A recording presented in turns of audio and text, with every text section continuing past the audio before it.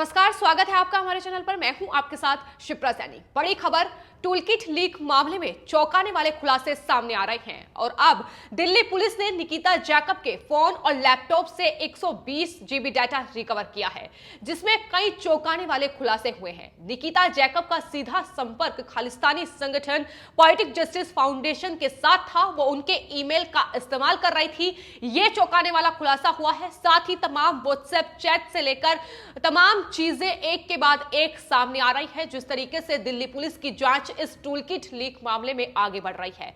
लेकिन सवाल यह बना हुआ है कि आखिर इतने सबूत होने के बाद भी बॉम्बे हाईकोर्ट ने निकिता को जमानत क्यों दी है? निकिता की गिरफ्तारी आखिर क्यों नहीं हो रही है?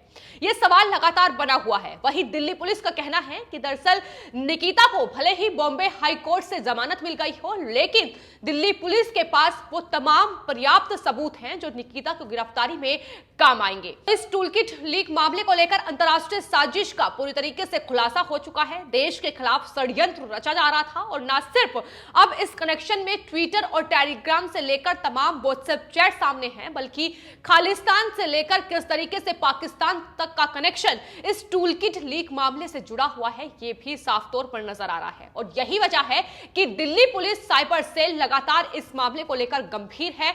इस मामले की जांच जिस तरीके से आगे बढ़ रही है, लगातार चौंकाने वाले खुलासे ही सामने आ रहे हैं। और 11 फरवरी को जिस तरीके से दिल्ली पुलिस साइबर सेल ने लगभग 13 घंटे तक निकिता जैकब, जो कि आम आदमी पार्टी की मेंबर हैं और साथ ही बॉम्बे हाईकोर्ट की वकील हैं, उनके घर पर छापेमारी की थी, जहां से उन्हें मोबाइल फोन और लैपटॉप उन्होंने बरामद किया था। उसकी छानबीन लगातार वो कर रही थी और अब दिल्ली पुलिस की ओर से बताया जा रहा है कि 120 जीबी डाटा रिकवर किया गया है, जिसकी छानबीन की जा रही है और जिसमें यह सामने आया है कि दरअसल निकिता और शांतनु के बीच जो तमाम व्हाट्सएप चैट है वो सामने आई है। किस तरीके से पोएटिक जस्टिस फाउंडेशन के साथ मिलकर वो काम कर रहे थे, वो भी इस डाटा में रिकवर हुआ है। और पोएटिक जस्टिस फाउंडेशन के ईमेल का इस्तेमाल निकिता जैकब कर रही थी, ये भी एक बड़ा खुलासा हुआ है।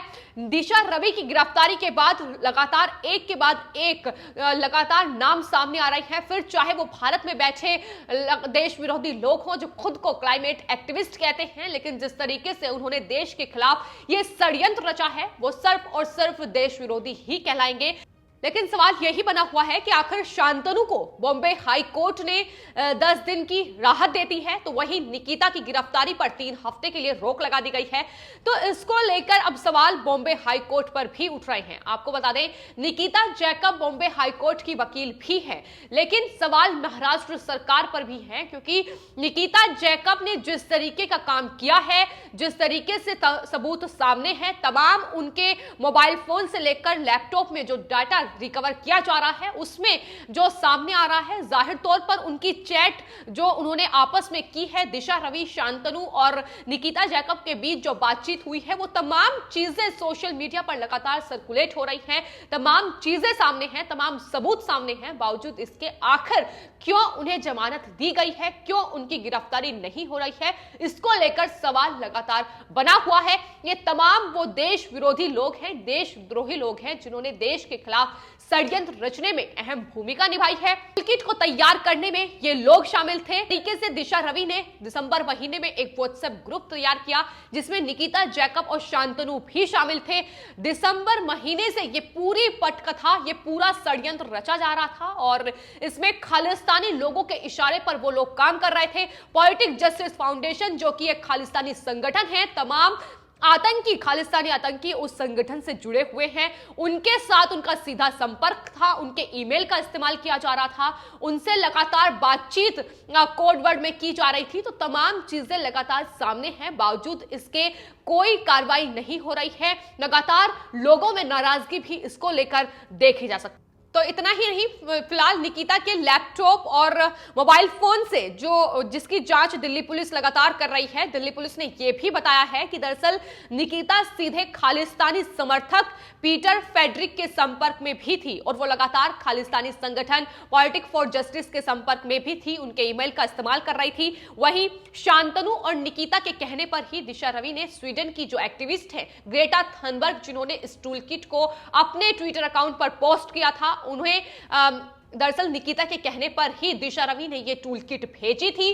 तो किस तरीके से अंतर्राष्ट्रीय षड्यंत्र था, तमाम जो विदेशी सेलिब्रिटीज थे उन्हें इसमें शामिल किया गया था। योजना यही थी कि ऐसी चीजें सर्कुलेट की जाएं जिससे देश में हिंसा भड़के, जिससे भारत में हिंसा भड़के और तमाम तरीके से भारत को तोड़ने के लिए, अंतर्राष्ट्रीय स्तर पर भारत की छवि खराब करने के लिए साफ तौर पर यह भी कहा गया था कि जो सांस्कृतिक धरोहर है जैसे चाय, उसकी छवि खराब की जाए। तो ये तमाम चीजें उस टूल किट में सामने आई है। योजनाबद्ध तरीके से सारी चीजों का जिक्र, सारी बातों का जिक्र उसमें किया गया है। 4 से 5 फरवरी और 6 फरवरी को किस तरीके से देश में हिंसा फैलानी है, इसका जिक्र भी उस टूल किट में था। तो तमाम चीजें उस टूल किट में कही गई थी, लेकिन उस टूल किट को बिना एडिट किए दरअसल दिशा रवि ने ग्रेटा थनबर्ग को भेज दिया था और उन्हें जब अपनी गलती का एहसास हुआ तो उन्होंने उस टूल किट को डिलीट कर दिया और एक दूसरी टूल किट एडिट के साथ उन्होंने अपने ट्विटर अकाउंट पर पोस्ट की थी।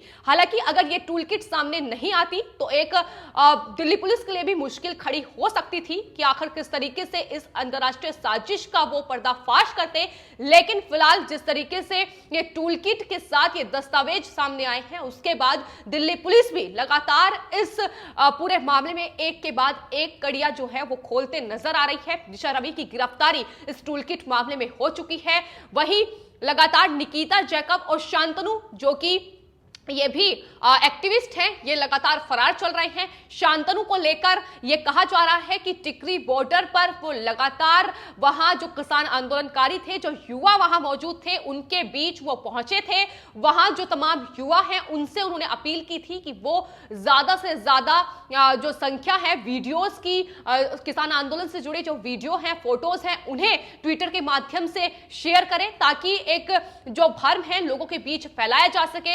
ये तमाम चीजें पूरी योजनाबद्ध तरीके से दिशा, निकिता और साथ ही शांतनु मिलकर भारत में इसके लिए काम कर रहे थे। फिलहाल सामने ये भी आया है कि जो ये संख्या है, जो जूम के जरिए मीटिंग हुई थी, जूम के जरिए खालिस्तानी लोगों के साथ जो उनकी मीटिंग्स हुई थी उसमें 70 से ज्यादा लोग मौजूद थे। तो फिलहाल कुछ ही लोगों की पहचान हो पाई है, लेकिन उसमें ही जो चौंकाने वाले खुलासे हो रहे हैं, उसके बाद एक नए नाम इस टूल किट लीक मामले में सामने आ रहे हैं। तो देश के खिलाफ षड्यंत्र रचने वाले ये षड्यंत्रकारी लगातार अब अपनी गिरफ्तारी से बचने के लिए नए नए हथकंडे अपना रहे हैं। बॉम्बे हाई कोर्ट में जो बेल की अर्जी इन्होंने दायर की थी उस पर सुनवाई हो चुकी है। फिलहाल गिरफ्तारी पर रोक लगा दी गई है, लेकिन वहीं दूसरी ओर दिशा रवि, जिन्हें दिल्ली पुलिस साइबर सेल ने बेंगलुरु से गिरफ्तार किया था, खुद को क्लाइमेट एक्टिविस्ट वो भी कहती हैं, लेकिन किस तरीके से क्लाइमेट एक्टिविस्ट होने के नाम पर उन्होंने देश के खिलाफ ये षड्यंत्र रचने का काम किया, इसकी बानगी भी देखी जा रही है। तमाम पूछताछ जो दिल्ली पुलिस के द्वारा की जा रही है, 5 दिनों की पुलिस रिमांड पर है और पूछताछ जो की जा रही है उसमें एक के बाद एक चौंकाने वाले खुलासे हो रहे हैं। लेकिन फिलहाल आपको बता दें, दिशा रवि ने दिल्ली हाई कोर्ट में एक याचिका दायर की है जिसमें उन्होंने कहा है कि दरअसल उनकी जो निजी चैट है वो किसी तीसरे पक्ष को उपलब्ध ना कराई जाए। इसको लेकर उन्होंने ये याचिका दिल्ली हाई कोर्ट में दायर की है। उन्होंने कहा है कि इसको लेकर दिल्ली पुलिस को निर्देश जारी किए जाएं। आपको बता दें, जो दिशा रवि और साथ ही ग्रेटा थनबर्ग के बीच जो व्हाट्सएप चैट सामने आई है, जो बातचीत टूल किट लीक होने के बाद हुई है, कि किस तरीके से वो अपने बचाव में ये कह रही हैं कि दरअसल टूल किट में अब वो फंस सकती हैं, वो वकीलों से बातचीत कर रही हैं और इस बारे में अभी बात ना की जाए तो ज्यादा बेहतर होगा। यानी गिरफ्तारी का डर पहले से ही सता रहा था। ये तमाम जो बातें हैं व्हाट्सएप चैट में सामने आई है और अब दिशा रवि ने इसको लेकर दिल्ली हाई कोर्ट में एक याचिका दायर की है जिसमें उन्होंने कहा है कि दिल्ली पुलिस को ये निर्देश दिए जाए कि दरअसल इस व्हाट्सएप चैट को सर्कुलेट ना किया जाए, मीडिया को ये व्हाट्सएप चैट उपलब्ध ना कराई जाए, जो चीजें सर्कुलेट की जा रही हैं वो तीसरे पक्ष के पास ना पहुंचे। इसको लेकर उन्होंने याचिका दायर की है।